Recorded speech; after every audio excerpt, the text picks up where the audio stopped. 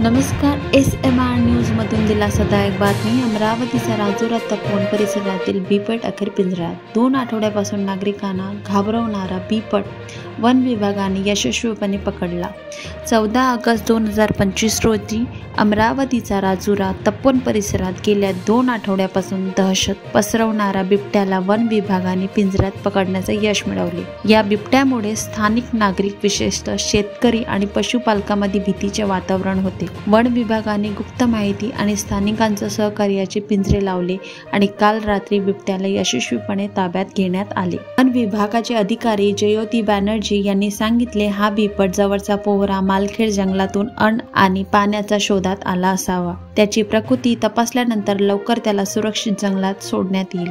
या कारवाईत स्थानिक पोलिसांनीही सहकार्य केले, ज्यामुळे गर्दी नियंत्रणात ठेवण्यात यश मिळाले. या यशस्वी कार्यामुळे राजुरा तपोवन परिसरातील नागरिकांना दिलासा मिळाला आहे. वन्यजीव आणि मानव यांच्यातील संघर्ष टाळण्यासाठी वन विभाग पुढे काय उपाययोजना करणार? अधिक अपडेटसाठी SMR न्यूजशी जोडलेले रहा. धन्यवाद.